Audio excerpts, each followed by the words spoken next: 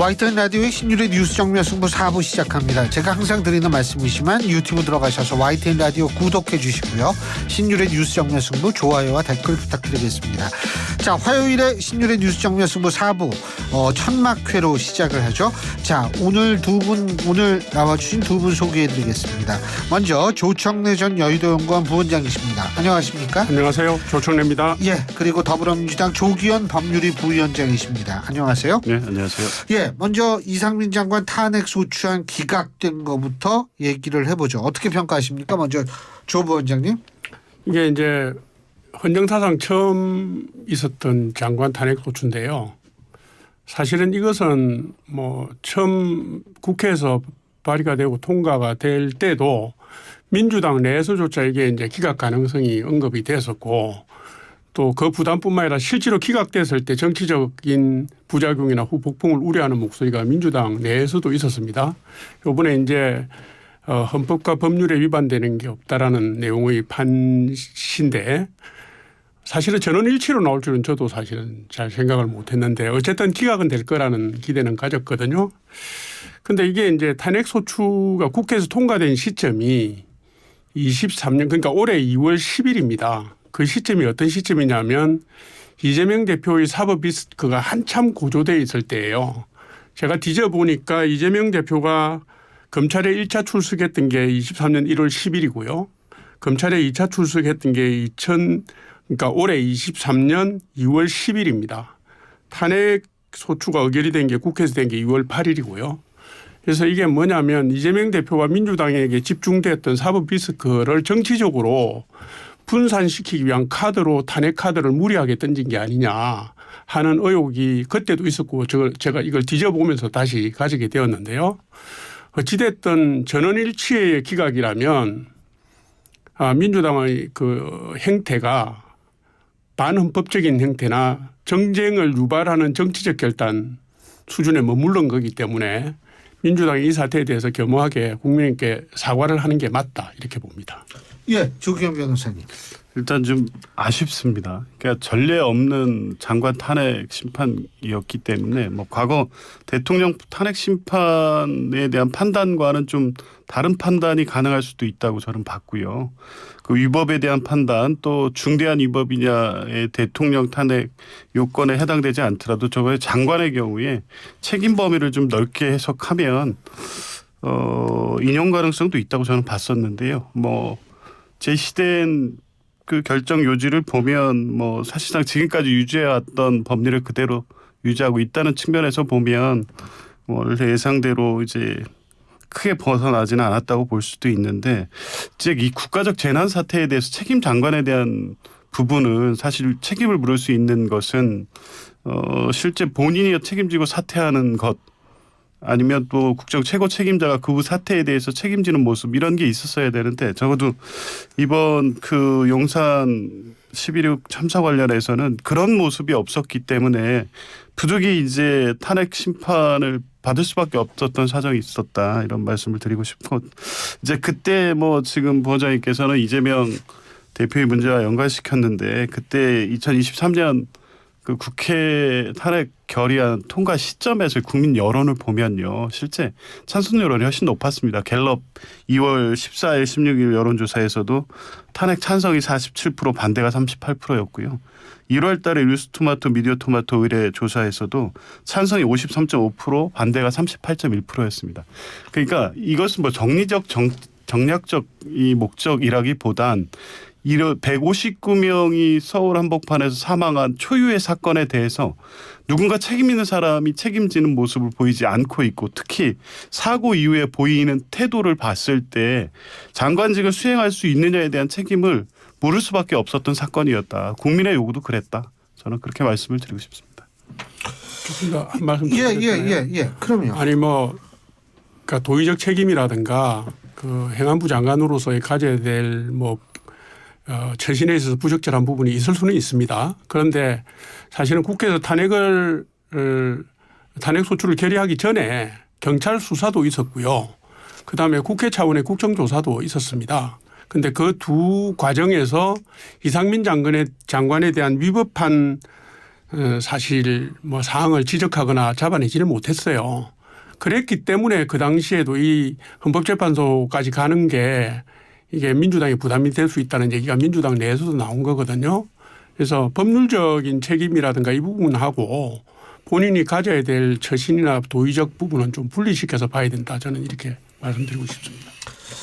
예, 뭐 근데 어쨌든 지금 이제 일각에서 나오는 얘기는 이런 얘기가 있는 것 같아요. 왜 민주당 쪽에서 수해가 났는데 지금 대통령이 빨리 들어와야지.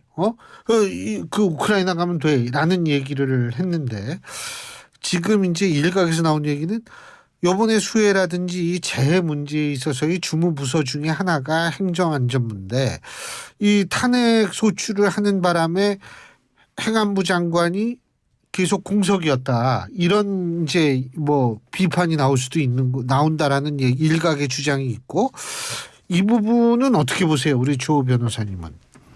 뭐 아무래도 장관이 있었다면 물론 이제 뭐 체계적인 대응을 할 수 있었다는 뭐 입장이 나올 수도 있죠. 그런데 그냥 단순하게 1년 전으로 돌아보면 정상적으로 정부가 작동하고 해양 장관이 있었죠. 2022년 8월 수해 때하고 비교해 보면 그때 정상적으로 재난안전처계가 작동했나요? 그러니까 이제 단순히 장관이 있고 없고의 문제는 아니다. 지금 이번 사태도 역시 보면 정부 차원에서 총체적인 재난안전 시스템과 이 그 작동에 관련된 이런 문제가 복합적으로 작동해 있는 거지 장관의 유무하고는 예. 이번 재난 수해 사태에 직접 관련성이 있다고 보기는 어렵다. 예. 167일간의 공백인데요. 아무래도 장관이 공석인 것보다는 장관이 있을 때 정부 조직이 보다 더 효율적으로 움직이고 적기 대응이 가능하다는 건 우리가 다 알고 있는 내용이고요. 지금 뉴스를 거꾸로 돌려보면 이상민 장관 탄핵소추가 국회에서 결의된 다음에 직무정지된 다음에 뉴스에 나왔던 내용이 뭐냐면 행안부 장관 차관과 용산 대통령실의 국정기획수석 라인을 활용해서 문제점을 보완하겠다라는 내용이 있었습니다. 그거는 뭐냐면 그만큼 장관의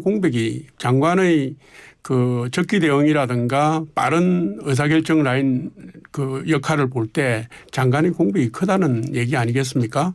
그러니까 아무래도 간과할 수 없다. 장관의 공석을 간과할 수 없다. 이제 이 말씀 드립니다. 알겠습니다. 자, 그리고 지금 이제 정치권에서 또 하나 뜨거운 내용이 이 풍수지리 전문학자 이분이 이제 그 백정은 사이버 한국외대 겸임 교수 이분이 대통령 관저 이전 과정에서 일부분 참여한 사실로서 이제 계속 얘기를 하는데 이게 참 자료들 잘 찾아요.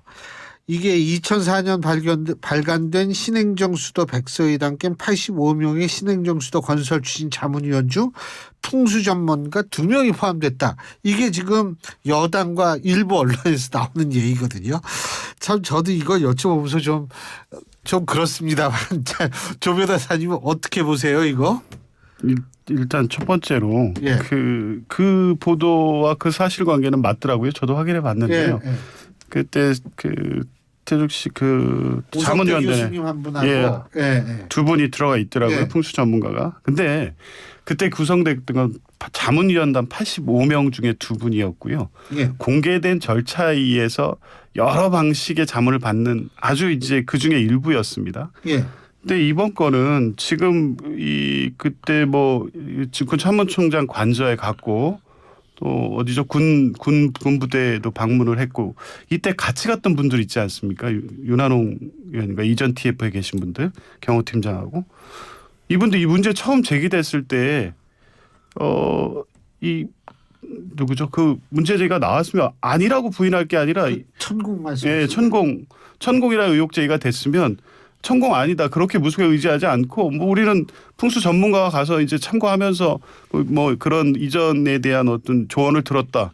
그때 왜 얘기 안 하셨냐는 겁니다. 그러니까 무속은 되고 풍수지리는 안 되고 무속은 안 되고 풍수지리는 되고 이런 문제가 아니라 이 갑작스러운 대통령실 이전 그리고 그에 따른 관저 이전이 불과 2, 3개월 사이에 너무 혼란스럽게 진행되고 그에 따라 연쇄적으로 군 안보상에도 문제가 있지 않느냐 여러 가지 문제가 제기가 되고 있었는데 그 결정에 이 은밀하게 누군가 개입됐다는 문제 제기였는데 그렇게 당당해서 지금 옛날에 신행정 수도할 때에도 그러지 않았냐고 문제 제기하셨을 거였으면 그때 말씀하셨으면 차라리 크게 문제되고 넘어갔겠습니까?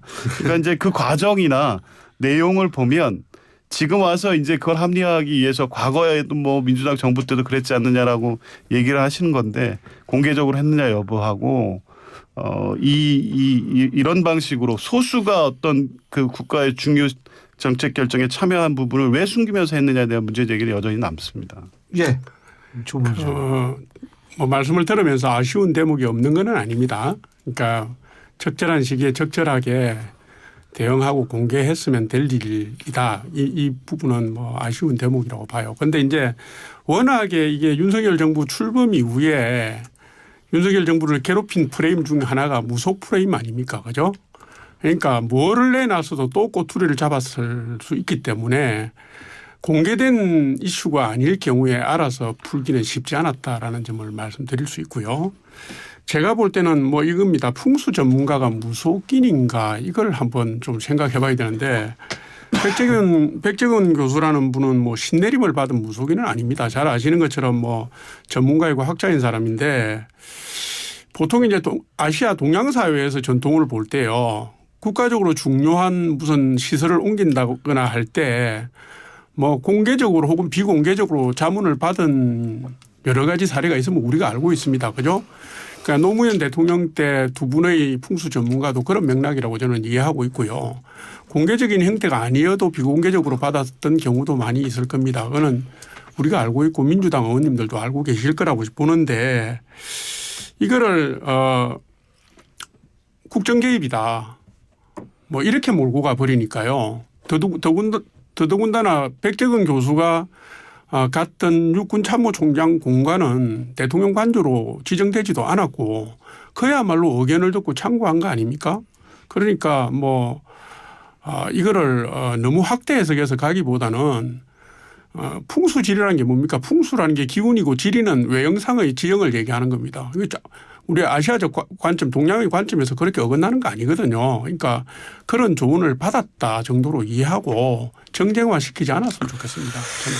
뭐 하여간 모르겠습니다. 근데 이제 시간 관계상 제가 하나만 간단하게 또 여쭤볼게.